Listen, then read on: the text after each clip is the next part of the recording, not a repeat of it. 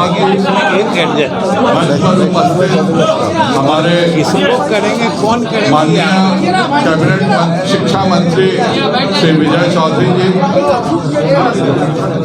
Janata Dal United के बिहार के प्रदेश अध्यक्ष श्री उमेश कुशवाहा जी, इस प्रेस कॉन्फ्रेंस में उपस्थित सभी भाजपा और जदयू के पदाधिकारीगण और सभी माननीय प्रेस के सामने, आप सब जानते हैं कि विगत 7 महीनों से विधान परिषद के चुनाव अभी तक हो चुका है और एक समझौता भाजपा और जनता दल यूनाइटेड में आज हुआ है और विधान परिषद की सीटों को लेकर के हमने एक बंटवारा तय किया है।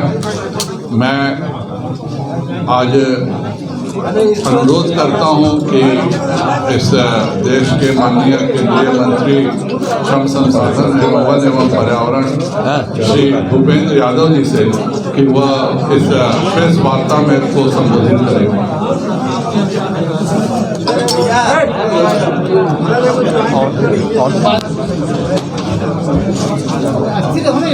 आज की पत्रकार वार्ता में उपस्थित प्रदेश के उप मुख्यमंत्री माननीय तारकिशोर प्रसाद जी, भारतीय जनता पार्टी के प्रदेश अध्यक्ष सम्माननीय डॉक्टर संजय जायसवाल जी, बिहार के वरिष्ठ नेता और इस सरकार में शिक्षा मंत्री और संसदीय कार्य मंत्री सम्माननीय विजय चौधरी जी, जनता दल यूनाइटेड के हमारे प्रदेश अध्यक्ष सम्माननीय भाई उमेश कुशवाहा जी, पत्रकार बंधुओं, भारतीय जनता पार्टी और जनता दल यूनाइटेड की सरकार विगत 4 विधानसभा चुनाव में लगातार जनता का आशीर्वाद लेकर के बिहार की सेवा में कार्य कर रही है। इस शासन की प्रक्रिया में बिहार की अनेक व्यवस्थाओं में सुधार, सामाजिक सुधार, बिहार के विकास को आगे बढ़ाने के लिए माननीय नीतीश कुमार जी के नेतृत्व में हमारी सरकार पूरी तरीके से प्रतिबद्धता के साथ कार्य करती रही है। दोनों दल आपस में एक दूसरे को सम्मान देते हुए और एक ही मिशन के नाते कि बिहार में सबका साथ सबका विकास के लक्ष्य को आगे बढ़े, लगातार निरंतर विगत 16 वर्षों से माननीय मुख्यमंत्री जी के नेतृत्व में लगे हुए हैं। केंद्र में माननीय प्रधानमंत्री जी श्री नरेंद्र मोदी जी के नेतृत्व और मार्गदर्शन में अनेकों विकास और कल्याणकारी योजनाएं बिहार के लिए विशेष रूप से लागू हुई हैं। आज सुबह भी मैं केंद्र सरकार के श्रम विभाग के द्वारा बने हुए ESIC के अस्पताल जो और मेडिकल कॉलेज जो बिहटा में स्थापित किया गया और जिसका शीघ्र ही आने वाले समय में उसका उद्घाटन करने गया था और आज उसके उद्घाटन होगा, उसका आज मैं निरीक्षण करने गया था। इस मेडिकल कॉलेज का शीघ्र ही उद्घाटन भी किया जाएगा, एक बड़ा कार्यक्रम किया जाएगा, लेकिन आज उसके निरीक्षण करने के बाद मुझे इस बात की संतुष्टि हुई कि श्रम विभाग द्वारा जो ESIC का मेडिकल कॉलेज बनाया गया जिसको इस वर्ष से छात्रों के एडमिशन से प्रारंभ किए जाएंगे, उसमें सभी उपकरण एक बहुत अंतर्राष्ट्रीय मानक के हिसाब से लगे हुए हैं। आज हमारी माननीय मुख्यमंत्री श्री नीतीश कुमार जी से वार्ता हुई और आने वाले समय विधान परिषद के चुनाव में दोनों दल मिलकर के चुनाव लड़ेंगे। आने वाले समय में विधान परिषद की 24 सीटों का चुनाव होने वाला है। 13 सीटों पर भारतीय जनता पार्टी और उसमें से एक सीट भारतीय जनता पार्टी लोक जनशक्ति पार्टी जिसके अध्यक्ष श्री पशुपति पारस जी हैं पशुपति पारस जी की लोक जनशक्ति पार्टी को 1 सीट देंगे। 11 सीटों पर जनता दल यूनाइटेड ने लड़ने का तय किया। आपसी सहमति से हमारा ये निर्णय हुआ है और इस प्रकार से 11 सीटें जनता दल यूनाइटेड, 13 सीट, लेकिन उसमें से 1 सीट भाजपा अपने सहयोगी को देगी, तो 12, 11 और 1 इस क्रम में हम लोग इस विधान परिषद चुनाव को लड़ेंगे। और हमारा ये मानना है कि विगत 4 चुनाव में जिस प्रकार से बिहार की जनता ने हमको आशीर्वाद दिया है, विधान परिषद चुनाव में भी जनता का समर्थन और आशीर्वाद हमारे इस मजबूत गठबंधन को मिलेगा। मैं विजय चौधरी जी से भी आग्रह करूंगा कि वो भी जदयू की ओर से आपको इसके बारे में संबोधित करें।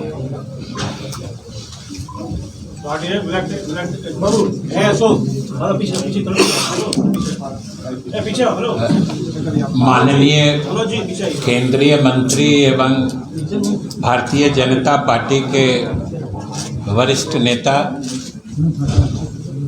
आदरणीय श्री भूपेंद्र यादव जी, बिहार के उप मुख्यमंत्री श्री तारकिशोर प्रसाद जी, भाजपा के प्रदेश अध्यक्ष और सांसद श्री संजय जायसवाल जी, जनता दल यू के प्रदेश अध्यक्ष श्री उमेश कुशवाहा जी और यहाँ उपस्थित सभी पत्रकार मित्रों, सबसे तो पहले आप तमाम लोगों के साथ हम भूपेंद्र जी का भी स्वागत करना चाहते हैं, जो कि दिल्ली से विशेष रूप से गठबंधन और भाजपा जदयू की आपसी सहमति और समझदारी कैसे बनी रहे, इसके लिए इन्होंने अपना समय निकालकर यहाँ पधारने की जहमत उठाई है।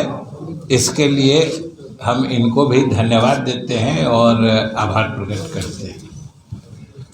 मूल बातें हमारे भूपेंद्र बाबू ने आपको बता दी हैं कि किस ढंग से पिछले 16 वर्षों में नीतीश कुमार जी के नेतृत्व में यहाँ सरकार लगातार काम कर रही है एनडीए की, और उसका जो असर है आम लोगों पर या उसकी जो सराहना है, इसका सीधा जागता प्रमाण है कि चौथी बार, ऐसा विरल ही होता है कि एक ही नेता के नेतृत्व में चौथी बार लगातार सरकार बने, ऐसा कम होता है, कम प्रदेशों में होता। तो ये हम लोगों के सरकार की विश्वसनीयता है। और जिस ढंग से अभी भारतीय जनता पार्टी और जनता दल यू का गठबंधन, अन्य हमारे सहयोगी दल भी हैं, उनके साथ जितनी मजबूती से चल रहा है यह आपके सामने है। जो वर्तमान परिप्रेक्ष्य है, ये जो विधान परिषद के स्थानीय निकाय से जुड़े चुनाव हैं, आप सब जानते हैं कि उसमें 24 सीटें हैं अभी रिक्त। वैसे तो नियमतः तो इसमें 8-8 सीटों पर 3 क्रम में चुनाव होने होते हैं। 1/3 सदस्य रिटायर करते हैं और प्रत्येक 2 वर्ष पे चुनाव होने। लेकिन पीछे के समय में कुछ ऐसी परिस्थितियां बनी थी जिसके कारण से एक साथ 24 सीट रिक्त हो गए और फिर पिछली दफ़ा से 24 सीटों पे एक साथ चुनाव हो रहे हैं। और हम लोगों की आपसी समझदारी इसी क्रम में बननी थी और स्वाभाविक रूप से इनके 13 थे तो ये 13 लड़ना चाह रहे थे। लेकिन हम लोगों के अलायंस में जो एक आपसी समझदारी का जनता दल यू और भाजपा का 50% का एक समझौता था, उसके तहत हम लोग 12 लड़ना चाह रहे थे। तो ये हम लोगों की पुरानी इच्छा थी। इस पर कई राउंड हम लोगों ने बात की और रास्ता इसका निकला जब इन्होंने जैसा बताया कि एक सीट इनको सहयोगी दल पारस जी के लोजपा को एडजस्ट करने के लिए, उसमें सामंजित करने के लिए आवश्यकता थी। तो हम लोगों ने भी 11 सीट पे सहमति दे दी कि हमारे एक सहयोगी दल की भी साथ आ जाएंगे। तो जैसा कि उन्होंने बताया कि 12 पे भाजपा लड़ेगी, 11 पे हम लोग लड़ेंगे और एक सीट पर हमारे लोजपा पारस जी वाली लोजपा के उम्मीदवार लड़ेंगे।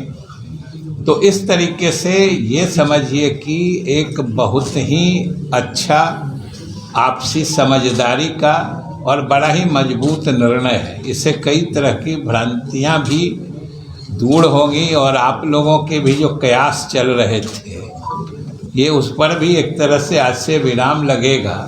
और हम आपको आज कम से कम अपने 11 सीट बता देना चाहते हैं। ये भी क्लियरिटी ही आ जाएगी आप लोगों को, कोई फिर दुविधा नहीं रहेगी कि 11 सीट जो जदयू का हम लोग लड़ेंगे वो आपको बता देते हैं। शेष 13 इनको लड़ना है, उसमें से एक जो सीट अपने उनको देंगे ये दे देंगे। दोनों पढ़ चलो, तो हम दोनों ही पढ़ देते हैं। जब इन्होंने अपने सीटों का भी विवरण पढ़ने का अधिकार दे दिया तो मैं उसे भी पढ़ देता हूँ। जो जब इन्होंने अधिकार दिया है तो स्वाभाविक रूप से इन्हीं का पहले पढ़ते हैं कि भारतीय जनता पार्टी लड़ेगी जिन 12 सीटों पर, 12 और एक 13 जो पारस जी का है। तो भारतीय जनता पार्टी रोहतास पहला, दूसरा औरंगाबाद, तीसरा सारण, चौथा सिवान, पांचवा दरभंगा, छठा पूर्वी चंपारण, सातवां किशनगंज, आठवां कटिहार, नौवां सहरसा, 10वां गोपालगंज, 11वां बेगूसराय, 12वां समस्तीपुर, 13वां वैशाली, जो ये अपने सहयोगी दल पारस जी के लोजपा को दे रहे हैं।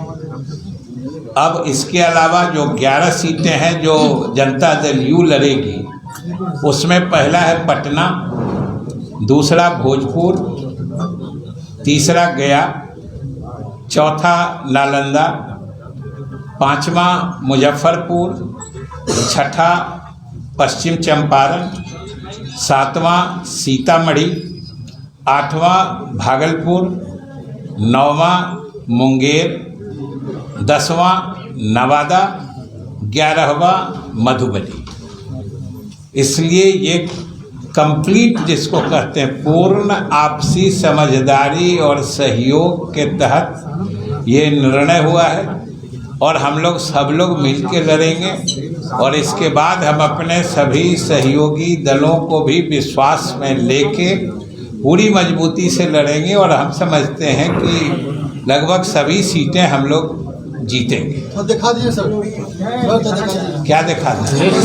ये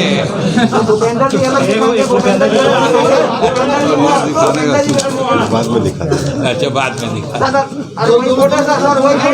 और अरे दे ही देंगे, इसीलिए तो पूरा पढ़ दिए। और कोई विषय कहना है? किसी का कोई और प्रश्न हो तो बताइए। हम सहयोगी दलों को विश्वास में लेंगे, ये विजय चौधरी जी ने कह दिया। हमने इसीलिए शुरू में ही कह दिया क्योंकि मुझे पूरी उम्मीद थी कि आप ये प्रश्न पूछिएगा। हमने कह दिया कि ये भाजपा और जदयू का समझौता हो चुका है और हम लोग अपने अपने सहयोगी दलों को भी विश्वास में लेंगे। तो सीट देके विश्वास में लेंगे या फिर विश्वास में लेंगे? हमने विश्वास में लेंगे कह दिया ना, ये तो हमारे विश्वास पर निर्भर करता है ना। तो मुकेश सहनी ने कहा कि अगर सीट नहीं मिलता है तो 24 सीट पर हम लोग चुनाव लड़ेंगे। हम विश्वास में लेंगे,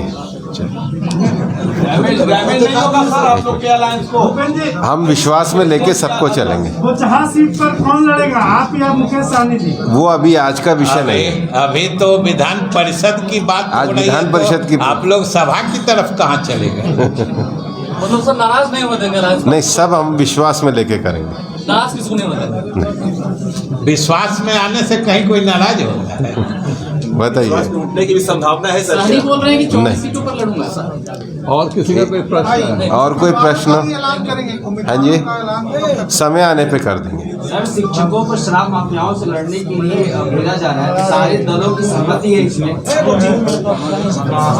सबसे पहले तो भले आपने प्रश्न पूछ ही दिया, तो शिक्षकों को शराब माफियाओं से लड़ने के लिए नहीं कहा गया है। हम आप सब लोगों से यही निवेदन करेंगे कि इसमें कोई कन्फ्यूजन क्रिएट कराने की स्थिति नहीं बननी चाहिए।